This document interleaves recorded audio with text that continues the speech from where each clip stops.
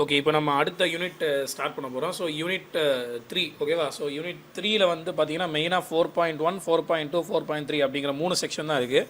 And 4.1 பார்த்தீங்கன்னா ரொம்ப சின்னது தான், ஒரு ரெண்டு டெஃபினேஷனோட 4.1 முடிஞ்சுது. 4.2 வந்து கொஞ்சம் பெருசு. ஸோ அதனால் 3 பார்ட்டாக பிரித்து எடுக்கலாம்னு நினச்சிட்டு இருக்கேன். எப்படி வருதுன்னு பார்க்கலாம். ஸோ ஃபஸ்ட்டு ரீமான் இன்டெக்ரலில் தான் ஃபஸ்ட்டு டெஃபினேஷனு. ஓகேவா. ஸோ இப்போ let f be the bounded real valued function defined on a closed bounded interval a, b. அப்படின்னா இந்த வரிக்கு என்ன அர்த்தம்னா, ஒரு ஃபங்க்ஷன் டிஃபைன் பண்ணியிருக்காங்க. இப்போ ஃபங்க்ஷன் சொல்லும்போது டொமைன் அண்ட் கோடொமைன் அப்படிங்கிறது ரொம்ப முக்கியம். ஸோ டொமைன் இங்கே வந்து க்ளோஸ் இன்டர்வல் a, b அப்படிங்கிறது தான் டொமைனு. அண்ட் கோடொமைன் அப்படிங்கிறது real valued function. Real valued function means அதோட கோடொமைன் வந்து ஆர், ரியல் நம்பர். ஓகேவா. And F is bounded real valued function அப்படின்னா என்ன அர்த்தம்னா, பவுண்டட்னா என்ன அர்த்தம்னா, அந்த எஃப் செட் ஆஃப் ஆல், அதாவது டொமைன்லேருந்து கோடொமைனுக்கு மேப் ஆகிற அத்த எலமெண்ட்ஸை ஒரு செட்டாக கன்சிடர் பண்ணோன்னா அந்த செட்டு வந்து sum less or equal to M அப்படின்னு இருக்கும். Modulus of f less or equal to M அப்படின்னு இருக்கும். That is known as bounded. இது ஏற்கனவே உள்ள டெஃபினிஷன். இப்போ நான் இந்த க்ளோஸ் இன்டர்வல் a, b-ஐ நான் சம் பார்ட்டிஷனாக பிரிக்கிறேன். அது எத்தனை அப்படிங்கிறது நம்மளோட விருப்பத்தை பொறுத்து. 5ஆவும் பிரிக்கலாம், 10ஆவும் பிரிக்கலாம், 100ஆவும் பிரிக்கலாம், 1000ஆவும் பிரிக்கலாம், எப்படினாலும் பிரிக்கலாம். So let p equal to x0, x1, x2 up to etc. x and b the partition of closed interval a, b. ஓகேவா. அந்த x0 அப்படிங்கிறது முதல் எலமெண்ட்டும் xn கடைசி எலமெண்ட் வந்து b அப்படின்னு நான் வச்சுக்கிறேன். முதல் எலமெண்ட் ஏனும் கடைசி எலமெண்ட் b நான் வச்சுக்கிறேன். ஸோ ஆட்டோமேட்டிக்லி x0ஓட x1 பெருசாக இருக்கும், x2 x2 பெருசாக இருக்கும். இன்ட்ரோலை பொறுத்த வரைக்கும் அப்படி தான் இருக்கும். ஸோ இப்போ define the lower and upper Darboux sums for F with respect to P. அதாவது lower Darboux sum and upper Darboux sum அப்படின்னா என்ன, with respect to the partition. நம்ம வந்து பார்ட்டிஷன் வந்து எப்படினாலும் பிரிச்சுக்கலாம். எப்படி பிரித்தாலும் so with respect to the partition we can define lower and upper Darboux sums for the function. Okay. So அப்போது lower Darboux function with respect to the partition is equal to summation I equal to 1 to n mi xi minus xi minus 1. Similarly, upper Darboux function is equal to summation I equal to 1 to n capital Mi xi minus xi minus 1. Where x0 அப்படிங்கிறது எல்லாமே நீங்கள் பிரிச்ச அந்த partition. x0 is equal to 0 to n வரைக்கும் ஐங்கிறது ஓகேவா. இதில் இந்த small MI அப்படிங்கிறது என்ன? So small MI equal to infimum of F of X such that XI minus X less than XI. ஓகேவா. அதுமாதிரி எம்ஐங்கிறது supreme of F of X such that XI minus X less than F of X. அதாவது partition பிரிச்சிருக்கோம்ல நம்ம. உதாரணத்துக்கு இது I equal to 0 போடுங்களேன், I equal to 1 போடுங்களேன். அப்போ x0க்கும் x1க்கும் நடுவில் உள்ள எக்ஸ். ஓகேவா. ஸோ x0க்கும் x1க்கும் நடுவில் உள்ள எக்ஸ் கலெக்ஷன் எடுத்துக்கிறேன் நான். அந்த கலெக்ஷனுக்கு மேப் பண்ணுறேன் நான். ஸோ எஃப் ஆஃப் எக்ஸ் கிடைக்குமா அந்த எக்ஸுக்கு, அந்த எஃப் ஆஃப் எக்ஸை கலெக்ட் பண்ணி வச்சுக்கிறேன். ஸோ அது ஒரு செட்டு. இதே மாதிரி x1க்கும் x2க்கும் நடுவில் உள்ள எக்ஸுக்கு மேப் ஆகிற கலெக்ஷன் ஃபுல்லாக எடுத்து வச்சுக்கிறேன். அது ஒரு செட்டு. ஓகேவா. அண்ட் இப்படி நிறைய செட்டு வரும். இந்த செட்டோட இன்ஃபிமம் வேல்யூ தான் ஸ்மால் எம்ஐ, சுப்ரீம் வேல்யூ தான் கேபிட்டல் எம்ஐ. ஸோ அப்போது summation I equal to 1 to n சம்மேஷனாக இப்போ m1, m0, m1, m2, m3, m4 நிறையா வந்துக்கிட்டே இருக்கும். ஓகேவா. ஸோ இதில் உள்ள விஷயத்தை வச்சு நம்ம வந்து lower Darboux sum upper Darboux sum நம்ம டிஃபைன் பண்ணிக்கலாம். அடுத்து Riemann integral. So the Riemann integral is defined by எப்படின்னா இன்டெக்ரல் -a to b அப்படின்னு சொல்லுவாங்க. இது வந்து ஒரு நொட்டேஷன் லோயர் ரீமான் இன்டெக்ரல் சொல்கிறது. So lower Reimann integral is defined by f integral over a to b f equal to supreme of lower Darboux sum of f with respect to p, where p is a partition of p. ஓகேவா. அதாவது இந்த பார்ட்டிஷனை பொறுத்து ஏகப்பட்ட partition நம்ம போடலாம். So அதை பொறுத்து இந்த லோயர் வேல்யூ மாறிக்கிட்டே இருக்கும். ஸோ அதனோட சுப்ரீமம் வேல்யூ தான் வந்து லோயர் ரீமான் இன்டெக்ரல். எது லோயருக்கு சுப்ரீமம் ஞாபகம் வச்சுக்கணும். And similarly infimum upper Riemann இன்டெக்ரலுக்கு ஏ டு மைனஸ் பி, மேலே மைனஸ் வந்துடும். அதுக்கு வந்து அப்பர் டர்பக்ஸ் சம்மில் உள்ள பார்ட்டிஷன் நிறையா போட்டிருப்போம். நம்ம ஒரு பார்ட்டிஷன் தான் பிரிக்க முடியாது, 10 பிரிக்கலாம், 100 பிரிக்கலாம், இப்படி ஏகப்பட்ட பார்ட்டிஷனாக பிரிக்கலாம். ஸோ அதில் உள்ள லோயர் அப்பர் டர்பக்ஸ் சம்ஸில் உள்ள இன்ஃபிமம் வேல்யூ தான் வந்து உங்களுக்கு வந்து அப்பர் ரீமான் இன்டெக்ரல் அப்படின்னு சொல்லி. ஸோ மொத்தத்தில் we say F is Riemann integral over close interval a, b எப்போ சொல்கிறோம்னா இந்த minus A to B over எஃப்பும் இந்த A to minus B over எஃப்பும் ஈக்குவலாக இருக்கணும். ஸோ அப்படி ஈக்குவலாக இருக்கும் பட்சத்தில் நான் எப்படி எழுதிக்கலாம்னா சிமிலர் நார்மலாக integral A to B F அப்படின்னு எழுதிக்கலாம். So this is known as Riemann integral. Riemann இன்டெக்ரலில் இந்த வேல்யூவும் ஈக்குவலாக இருக்கணும். ஸோ ஈக்குவலாக இருக்கும் பட்சத்தில் நம்ம இதை அப்படி எழுதிக்கலாம். ஸோ இதான் வந்து இந்த ரீமான் இன்டெக்ரலோட டெஃபினிஷன். ஸோ நெக்ஸ்ட்டு பார்த்தீங்கன்னா டெஃபினிஷன் ஸ்டெப் ஃபங்க்ஷன். எ ரியல் வேல்யூடு ஃபங்க்ஷன்ஸ் நல்லா ஞாபகம். எ ரியல் வேல்யூடு ஃபங்க்ஷனால டக்குன்னு மைண்டில் வர வேண்டியது கோடமைன் வந்து real numbers. A real valued functions xi is defined on closed interval a, b. அப்போ என்ன அர்த்தம்னா xi from closed interval a, b to r அப்படின்னு அர்த்தம். ஓகேவா? இப்படி இருக்கிற ஃபங்க்ஷனை நான் ஸ்டெப் ஃபங்க்ஷன் அப்படின்னு சொல்லணும்னா provided there is a partition p equal to x0 x1 up to etcetera xn partition with respect to of a, b. ஓகேவா? and the numbers c1 c2 cn such that for 1 less than or equal to less than or equal to n xi of x, that is the xi of x equal to ci, xi of x equal to ci. இது x எங்கிருந்து எடுக்கிறோம்னா xi minus 1க்கும் xiக்கும் நடுவில் இருந்து எடுக்கிறோம். which means இப்போ உதாரணத்துக்கு இப்போ partition x0லேருந்து x1 n வரைக்கும் இருக்கா. இப்போ உதாரணத்துக்கு i equal to c 1 போடுங்க.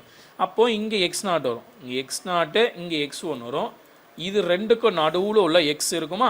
ஸோ இந்த எக்ஸ் எல்லாம் C1க்கு மேப் ஆகுது. உதாரணத்துக்கு அத்தனையும் C1க்கு மேப் ஆகுது. அதே மாதிரி x1லேருந்து x2க்குள்ள நடுவில் உள்ள எக்ஸ் எல்லாமே C2க்கு மேப் ஆகுது. x3க்கும் x4க்கும் நடுவில் அத்தனையும் C3க்கு மேப் ஆகுது. ஸோ இப்படி நான் போட்டுகிட்டே வரேன். So this is noun step function. ஓகேவா? ஸோ வந்து இப்போ என்ன சொல்ல வராங்கன்னா இதே விஷயந்தான் இங்கேயும் இருக்கும். அதாவது லோயர் டர்பாக்ஸு அப்பர் டர்பாக்ஸு இதே தான் இருக்கும். பட் இங்கே சுப்ரீமம் இன்ஃபீமுங்கிற வார்த்தை மட்டும் இருக்காது. இதே தான் இங்கேயும் இருக்குது பாருங்கள். ரெண்டுக்கு நடுவில் எஃப் ஆஃப் எக்ஸு, ரெண்டுக்கு நடுவில் F of X. But supremum infimum இல்லை. ஓகேவா? ஸோ அப்போது லோயர் அதாவது lower Darboux with respect to this function xi function lower Darboux of xi with respect to partition is equal to இதுதான் அந்த formula. ஓகேவா? So அது வந்து இது ஃபார்முலா, இந்த எம்ஐ அப்படிங்கிறது ஃபார்முலா. இது சுப்ரீமம் மினிமம் கொடுக்காதனா இன்ஃபீமம் சுப்ரீமம் கொடுக்காதனால இது எம்ஐக்கு பதிலாக நான் சிஐ போட்டுக்கிறேன். ஆக்சுவலி அங்கே வந்து எம்ஐன்னு வரும், இங்கே சிஐ. ஸோ கேபிட்டல் எம்ஐ வரும். அப்போது டோட்டலாக ஓகே. ரொம்ப போட்டு குழப்ப வேண்டாம், சரிங்களா? இது ஏன் எப்படி வந்ததுங்கிற விஷயம் தெரிய வேண்டாம். அது இன்னும் ப்ரீஃபாக போய்கிட்டே இருக்கும்.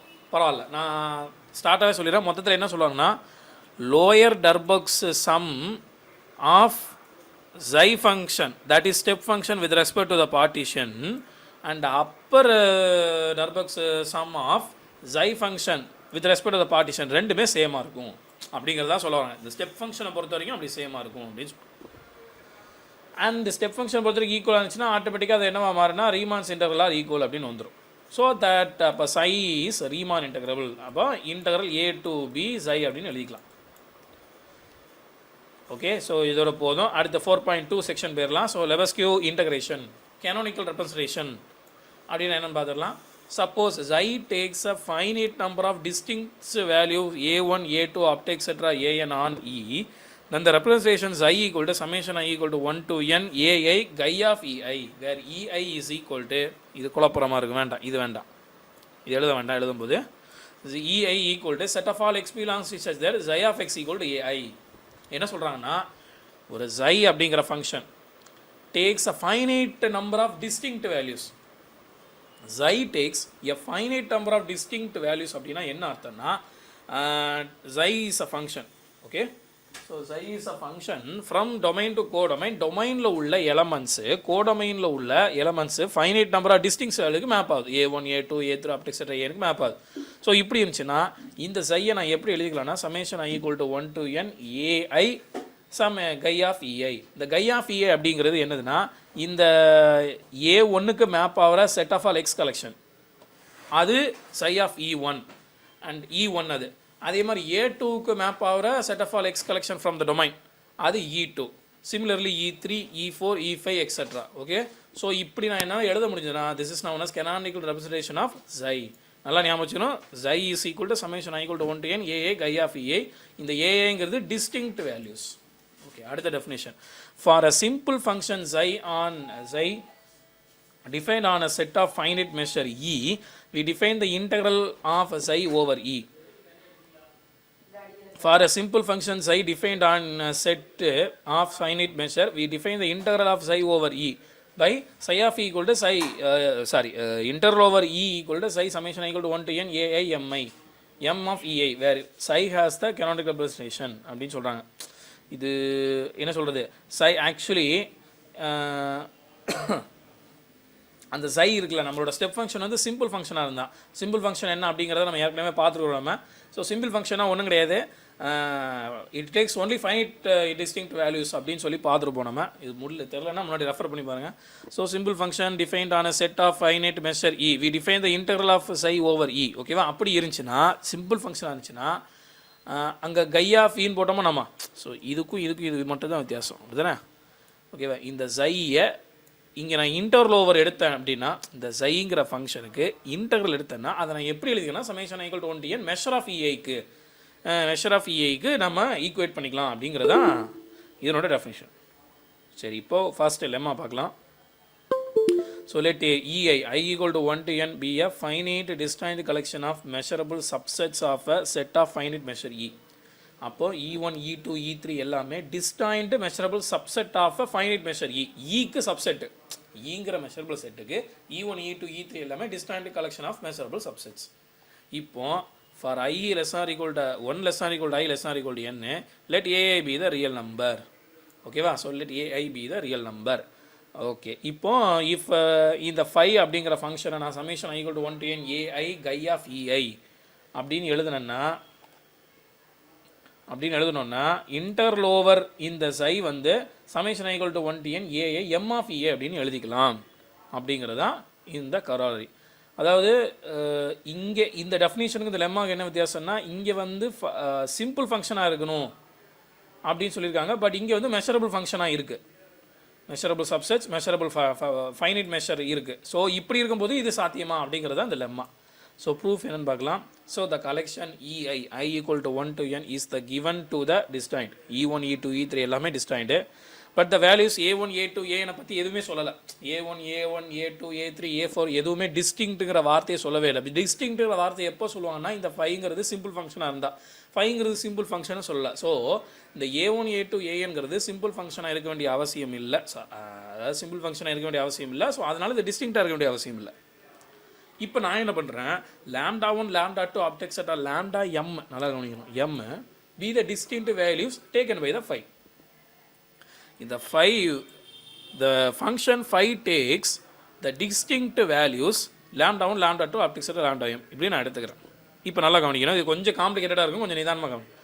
For I less or equal to j less or equal to m, let aj, நல்லா கவனிக்கணும், aj அப்படிங்கிறது set of all x belongs to a such that phi of x equal to lambda j. இப்போ lambda 1க்கு map ஆகிற X எல்லாம் collect பண்ணி எடுத்தனா அதான் A1, lambda 2க்கு மேப் ஆகிற எக்ஸ் எல்லாம் கலெக்ட் பண்ணி எடுத்தனா அது A2, similarly A3 A4 A5 இப்படி இருக்கு. இப்போ டிஸ்டிங்க்ட் வேல்யூ அப்படின்னு சொன்னதுனால நான் என்ன பண்ணிக்கலாம், இந்த டெஃபினேஷனை யூஸ் பண்ணிக்கலாம். இந்த டெஃபினேஷனை யூஸ் பண்ணி interval over E5 is equal to summation j equal to 1 to m lambda j measure of AJ அப்படின்னு எழுதிக்கலாம் from the definition, previous definition. Okay, for 1 less or equal to j less or equal to m, 1லேருந்து mக்குள்ள let ij be the set indices I equal to 1 to 1 to n. இண்டைசிஸ்னால் என்ன அர்த்தம் முதல்ல அதை சொல்லிடுறேன். இப்போது A1 A2 A3 இப்படி எழுதிக்கிட்டே இருக்குமா. So இது எல்லாமே எலமெண்ட்ஸ், A1ங்கிறது எலமெண்ட், A2ங்கிறது எலமெண்ட், A3ங்கிறது எலமெண்ட். பட் இந்த நம்பர் இருக்குது பாருங்க, 1 2 3 இதெல்லாம் எதை ரெப்ரசன்ட் பண்ணுது, இந்த சீக்வன்ஸில் தேர்ட் பிளேஸில் A3 இருக்குது, ஃபோர்த்து பிளேஸில் ஒரு நம்பர் இருக்குது, ஃபிஃப்த்து பிளேஸில் ஒரு நம்பர் இருக்குதுன்னு மென்ஷன் பண்ணுறோமா. அந்த ஸ்டேஜை நம்ம மென்ஷன் பண்ணுறதுக்கு we can use some natural numbers. இப்போ 5th எலமெண்ட்டில் என்ன இருக்குது அப்படிங்கிறது தான் A5. ஸோ இந்த இது வந்து ஸ்டேஜை குறிக்குது, அப்படிதானே. ஸோ எத்தனாவது இடத்துல இருக்குது அப்படிங்கிறது குறிக்கிறது. This is known as index, that is indices. ஓகேவா. ஸோ இப்போ நான் என்ன பண்ணுறேன், IJ be the set of indices. இப்போ A1 A2 A3 A4 up to etc AN வரைக்கும் n எலமெண்ட்ஸ் இருக்குது. λ1 λ2 λ3 λ4 அப்படின்னு சொல்லி செட் ஆஃப் m எலமெண்ட்ஸ் இருக்குது. இப்போ ஏஒய் ஒன்னில் ஏ1ல் இப்போ ஏஐயில் ஒரு எலமெண்ட் இருக்கும்ல, அந்த எலமெண்ட்டும் லாம்டா ஜேங்கிற எலமெண்ட்டும் எப்போ ஈக்குவலாக வருதோ அந்த கலெக்ஷன் எடுத்துக்கிறேன். இப்போ உதாரணத்துக்கு ஏ1 வந்து 5, லாம்டா 6 வந்து 5ன்னு வச்சுக்கிறோமே. அப்போ ஏ1 இஸ் ஈக்குவல் டு லாம்டா 6. இப்போ இந்த ஐஜேங்கிறது என்னது? அப்போ I1 இஸ் ஈக்குவல் டு 1,6. புரியுது உங்களுக்கு? இன்டைசிஸ் வித் ரெஸ்பெக்ட் இன்டைசிஸ் எடுக்கிறேன்.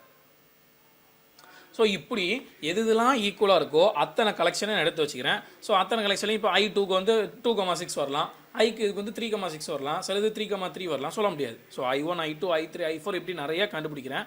ஸோ ஒன்று டிஸ்டிங்க்டாக இருக்கும். ஸோ அப்போ அத்தனையும் நான் வந்து யூனியன் பண்ணும்போது எனக்கு என்ன கிடச்சிரும்? இந்த டோட்டல் இன்டைசிஸும் கிடச்சிரும். 1 2 3 4 5 அப் எக்ஸெட்ரா n வரைக்கும் கிடச்சிரும். So definitely these IJs are distinct.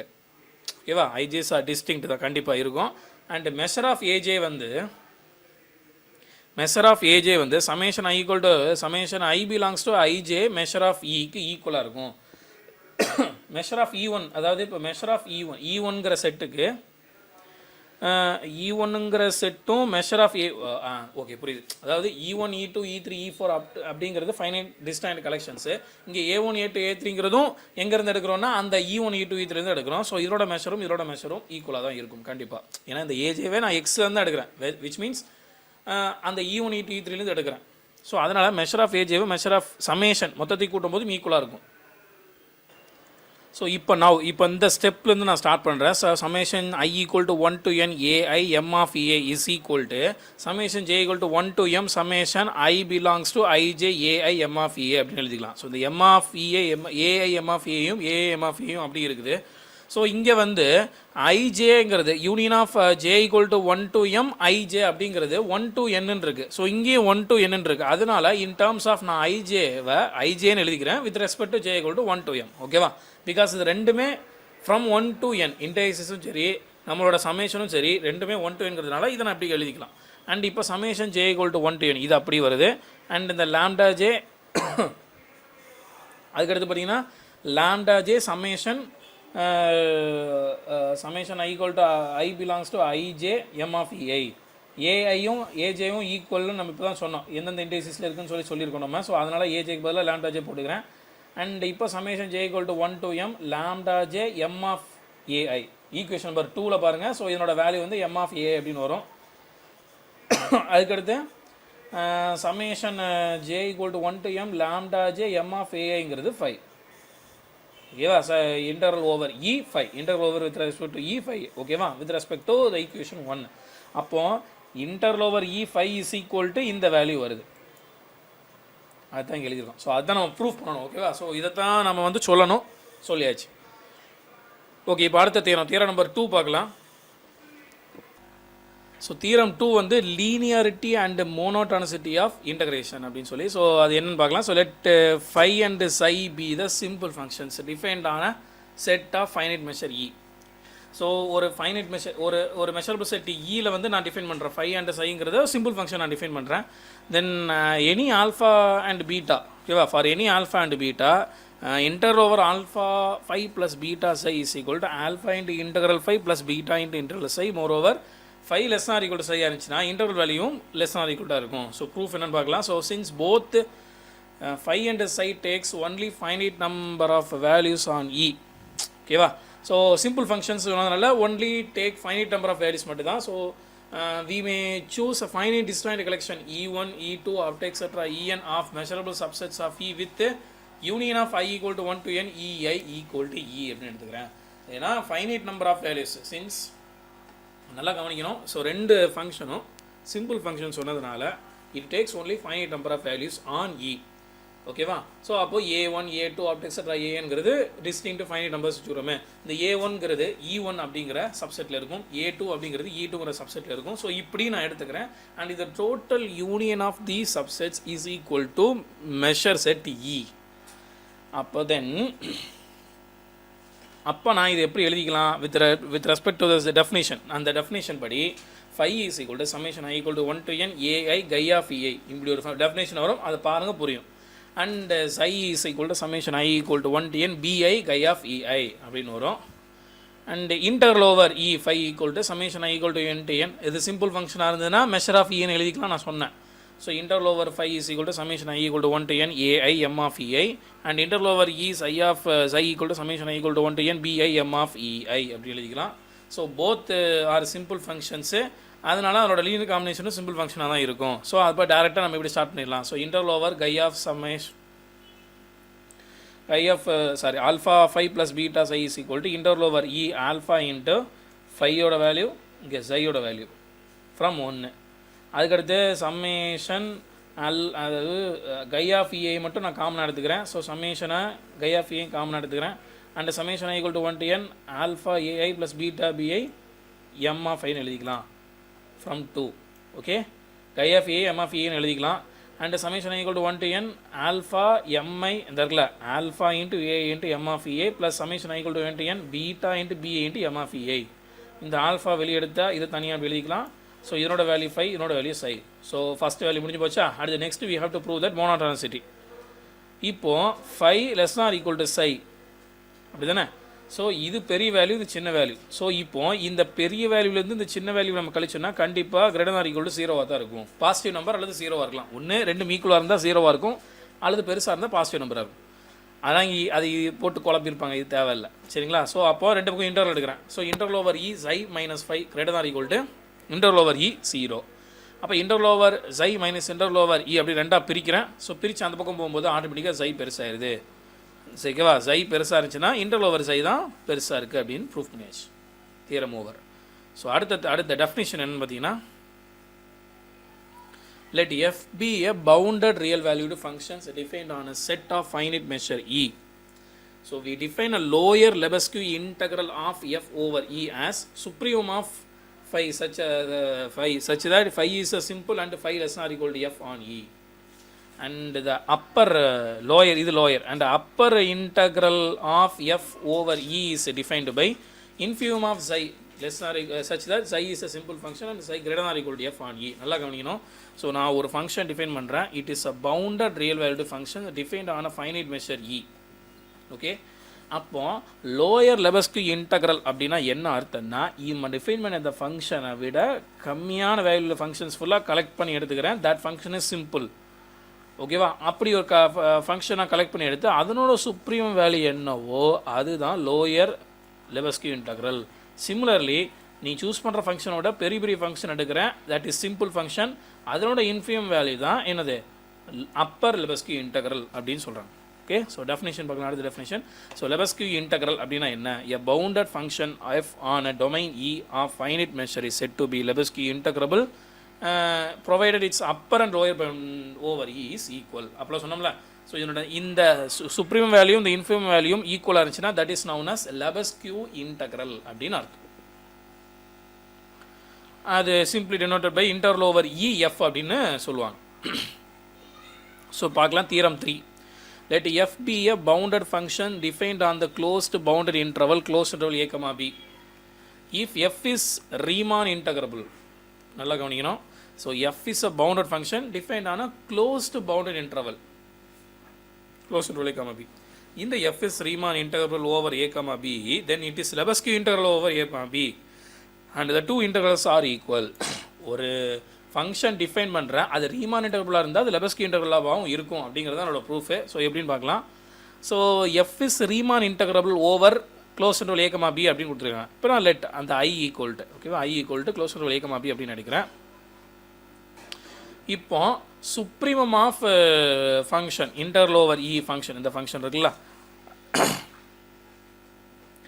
அதாவது நம்ம டிஃபைன் பண்ண ஃபங்க்ஷனை விட கம்மியான வேல்யூ உள்ள five, that is step function. அந்த கலெக்ஷனோட இன்டெக்ரல் வேல்யூ நான் ஃபுல்லாக எடுக்கிறேன். ஸோ ஒரு நம்பராக வரும், அந்த நம்பரோட supreme value is equal to எப்படி, அதாவது ரீமான் இன்டெக்ரல்னு சொன்னதுனால சுப்ரீம் வேல்யூ இன்ஃபிம் வேல்யூம் ஈக்குவலாக ஸ்டெப் ஃபங்க்ஷன் ஈக்குவலாக இருக்கும் நம்ம அங்கேயே சொன்னோம் நம்ம. ஸோ அதை நான் இங்கே இப்படி எழுதிக்கிறேன், வேறு ஒன்றும் இல்லை.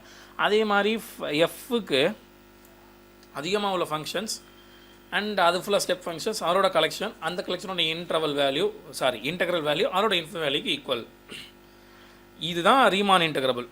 ஓகேவா, so F is Lebesgue integrable நான் சொல்லணும் அப்படின்னா என்னது, step function takes only finite number of values and each interval is measurable அப்படின்னு சொல்லணும். So thus each step function is simple function அப்படின்னு சொன்னால் போதும்.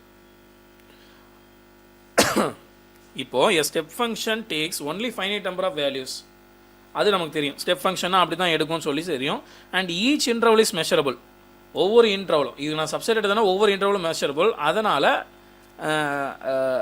Finite number of takes only finite number of values சொல்கிறதுனால இந்த ஸ்டெப் ஃபங்க்ஷனை நான் simple function அப்படின்னு சொல்லலாம். ஓகே, ஸோ அப்போது அந்த ஈக்குவேஷன் 1 எப்படி மாறுனா, supremum of interval over 5 such that 5 is a simple function, 5 less than or equal to f on I, and interval over psi is of a simple function. அங்கே அப்போ எப்படி இருந்துச்சு, ஃபஸ்ட்டு ஈக்குவேஷன் பார்த்தீங்கன்னா உங்களுக்கு வந்து ஸ்டெப் ஃபங்க்ஷன் இருக்கும், அது வந்து என்னவா மாறிட்டுனா சிம்பிள் ஃபங்க்ஷனாக மாறிட்டு, ஏன்னா அது ரெண்டு ஈக்குவல் சொன்னதுனால. அப்போ since the measure of singleton set is 0, நமக்கு தெரியும் அது சிங்கிள்டன் செட்டோட மெஷர் வந்து 0 and the measure of interval is its length அப்படிங்கிறது நம்ம முதல் யூனிட்லேயே படிச்சிருக்கோம் நம்ம. So from the linearity of Lebesgue integration, simple functions defined on a set of finite measure that the Riemann integral over and closed bounded of a step functions agree with the Lebesgue integral. அதாவது என்ன சொல்கிறாங்கன்னா, Lebesgue integral அது என்னது Riemann இன்டெக்ரலில் உங்களுக்கு வந்து பார்த்தீங்கன்னா measure 0, singleton measure 0, அதனோட இன்டர்வலோட measure வந்து லென்த்து, லீனியாரிட்டி கண்டிஷன் சாட்டிஸ்ஃபை பண்ணுது. இது அத்தனையுமே வந்து க்ளோஸ்ட் அண்ட் பவுண்டட் இன்டர்வலில் ஒரு சொல்கிறோம், நம்ம ஸ்டெப் ஃபங்க்ஷனில் சொல்கிறோம். பட் இங்கே லெபஸ்கி இன்டெக்ரல் நம்ம வந்து இந்த லெபஸ்கி இன்டெக்ரலில் வந்து நம்ம வந்து சிம்பிள் ஃபங்க்ஷனில் சொல்கிறோம். ஸோ இது ரெண்டுமே ஈக்குவல் அப்படின்னு நம்ம இப்போ தான் சொல்லியிருக்கோம். அதனால தான் சொல்லியிருக்கேன் தேர் அக்ரி வித் லெபஸ்கி இன்டெக்ரல் அப்படின்னு சொல்லி. ஸோ அப்போ கண்டிப்பாக ரெண்டுமே ஈக்குவல்ங்கிறதுனால அதனோட வேல்யூ ஆஃப் ரீமான் இன்டெக்ரலும் லெபஸ்கி இன்டெக்ரலும் ஈக்குவலாக தான் இருக்கும் அப்படிங்கிறது தான் என்னோட தியரம். சரிங்களா? ஸோ இது ரெண்டுமே ஸ்டெப் ஃபங்க்ஷன் நம்ம வந்து சிம்பிள் ஃபங்க்ஷன் சொன்னதுக்கப்புறம் அதே க்ளோஸ்டர் பவுண்டட் இன்டர்வல் நம்ம டிஃபைன் பண்ணுற காரணத்தினால இது ரெண்டுமே சேமாக தான் இருக்கும் அப்படிங்கிறது தியரம். இப்போ அடுத்த தியரம் என்னங்கிறது பார்க்கலாம். Theorem number 4. ஸோ அடுத்த தியரம் பார்க்குறதுக்கு முன்னாடி டைம் பார்த்தீங்கன்னா இதுவே கிட்டத்தட்ட ஒரு 27 மினிட்ஸ் கிட்ட ஆகிட்டு. ஸோ ரொம்ப லென்த்தாக போனாலும் போர் அடிச்சிடும். ஸோ இதை வந்து 2-3 பார்ட்டாக பிரித்து நம்ம செஞ்சிடலாம். சரிங்களா? ஸோ அடுத்த வீடியோவில் இந்த தியரம் 4 என்ன அப்படிங்கிறத பார்க்கலாம். தேங்க்யூ.